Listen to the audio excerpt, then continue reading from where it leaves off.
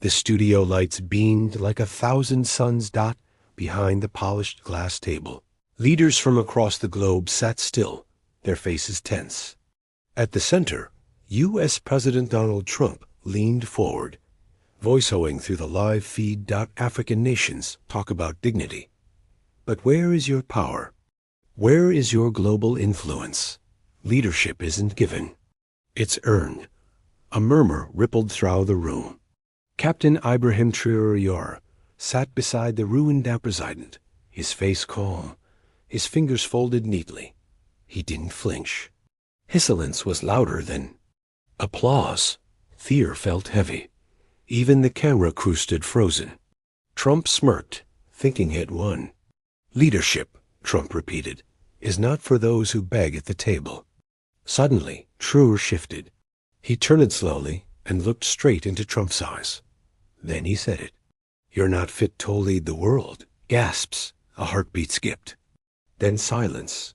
Deafening silence. The studio froze. Somewhere, a producer dropped their headset. The camera zoomed in tight on Trump's jaw tightening.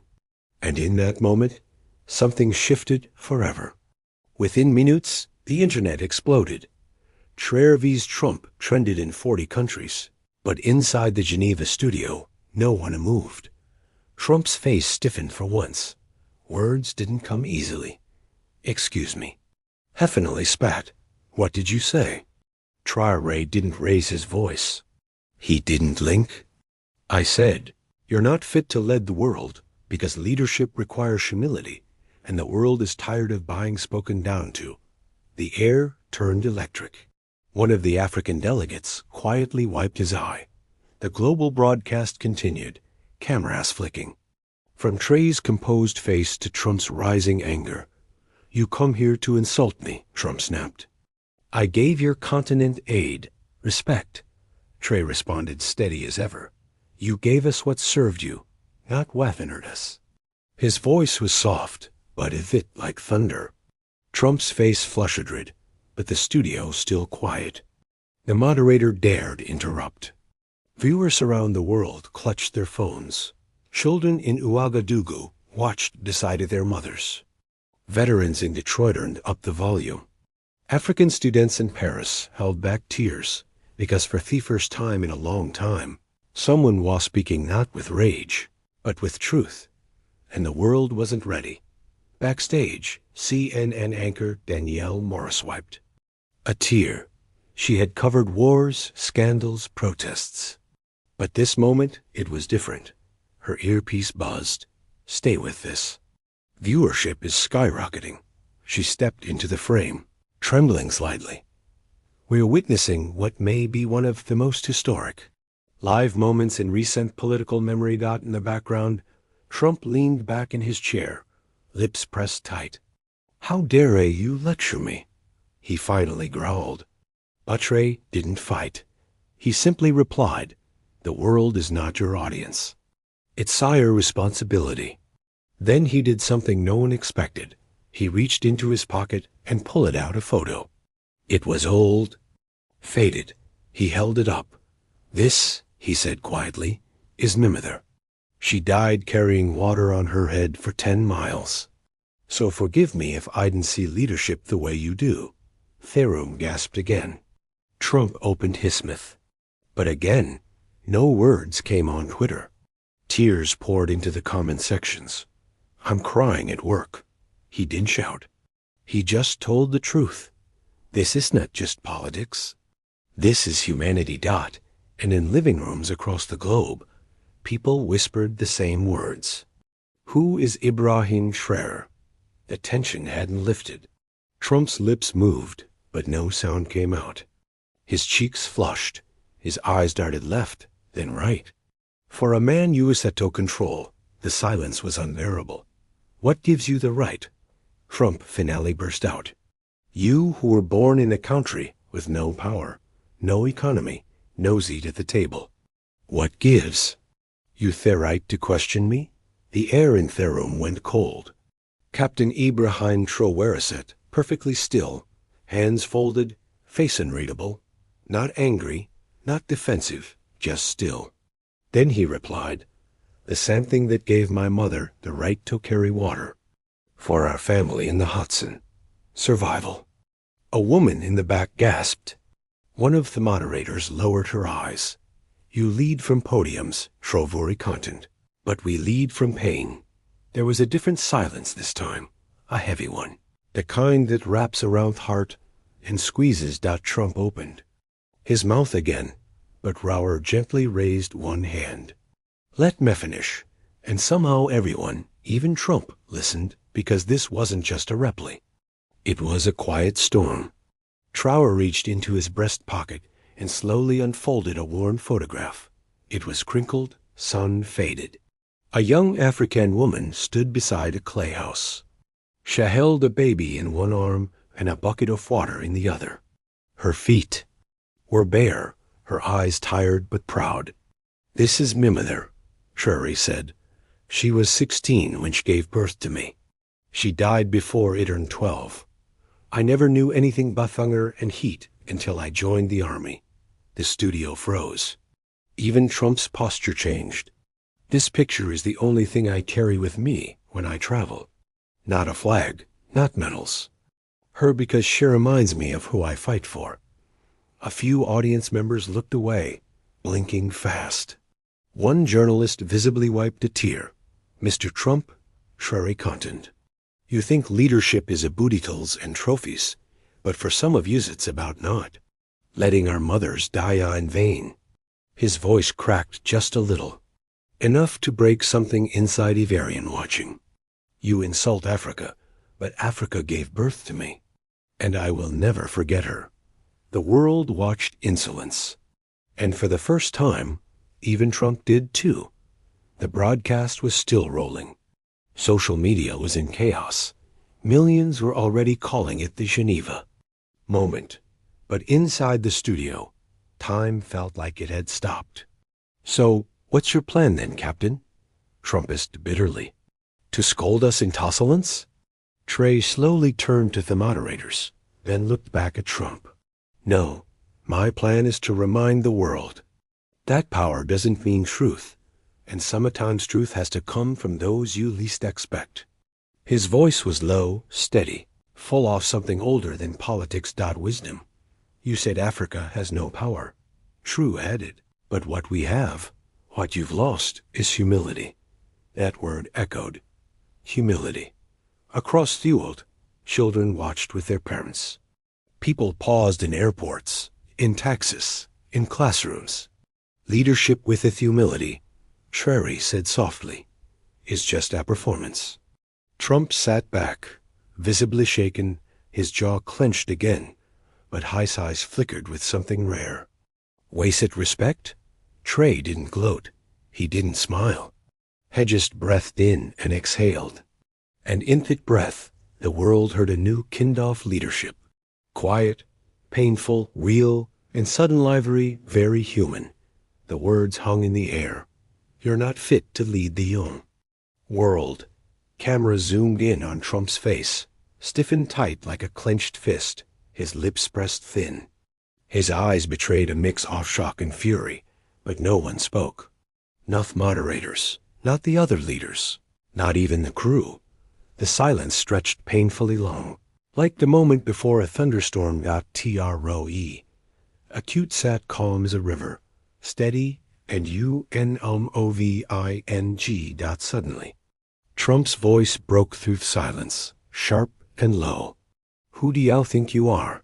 But Tro didn't flinch. His gaze held firm. I am the son of a continent that survived slavery, colonization, and endless war. I am the voice of millions who refuse to be silent anymore. The studio held its breath. In that moment, it wasn't just a clash of two men.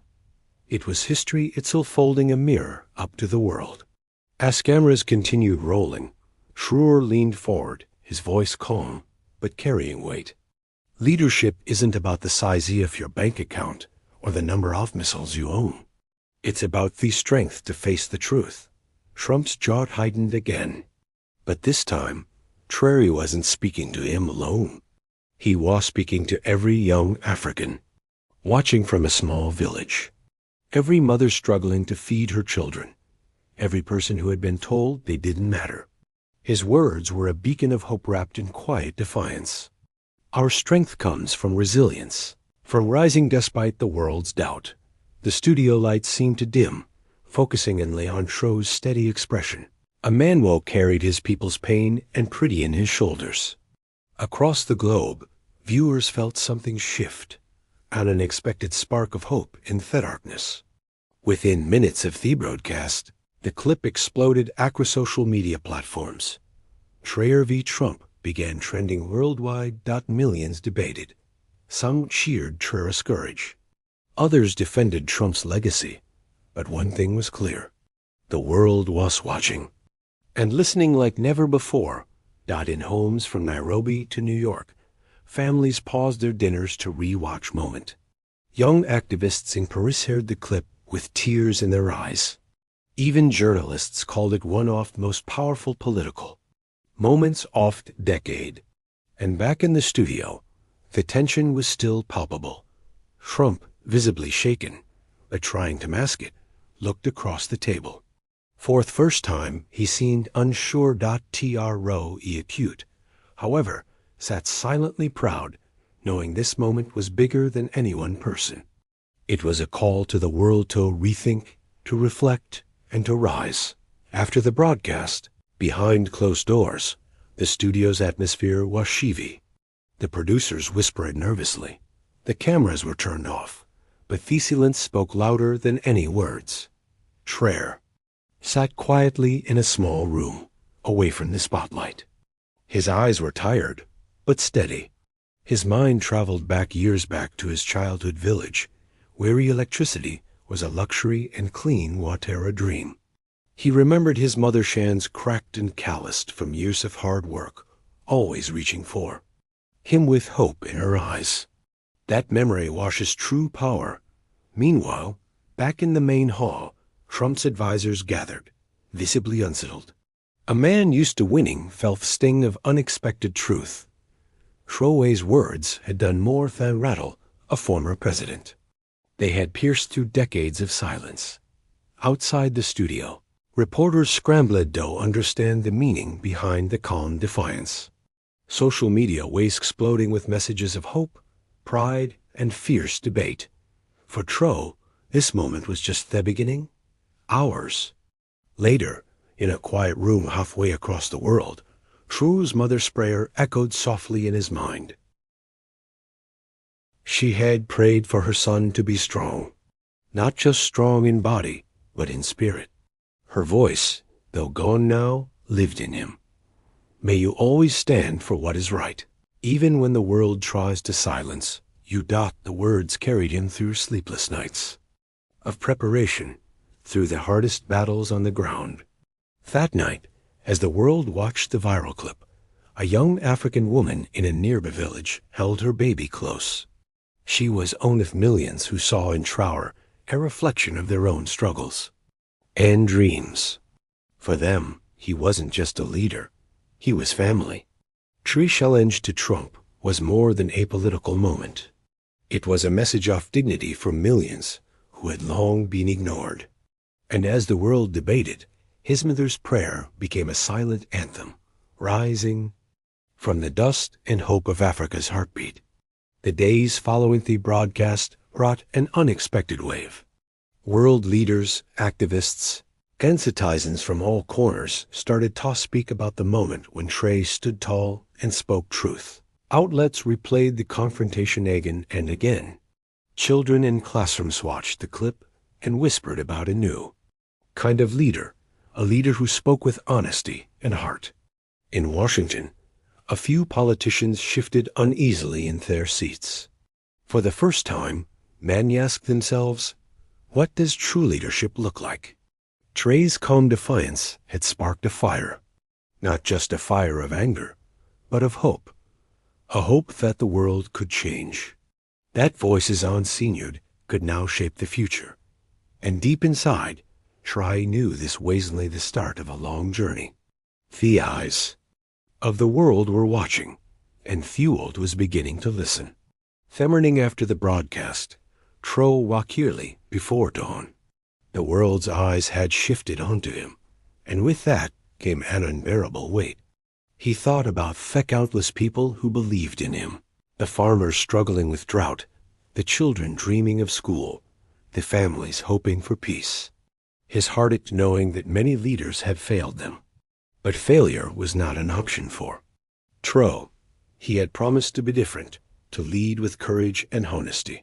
Yet the pressure was crushing. In Asmal room at his residence, Traoré allowed himself a rare moment of vulnerability.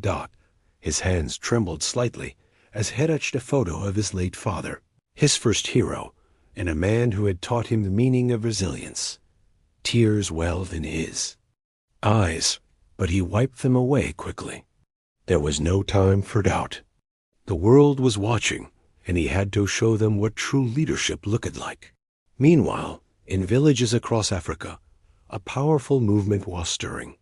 Mothers who had long feared for their children's future spoke with renewed hope. Young men and women tired of being sidelined felt a new courage growing inside. Troor's words had become their anthem. At a market in Ouagadougou, an elderly woman clutched her radio tightly, tears streaming down her face. "He speaks like one of us," she said softly, her voice trembling with emotion. "He tells the truth." In cities thousands of miles away, African students organized discussions about what real power meant.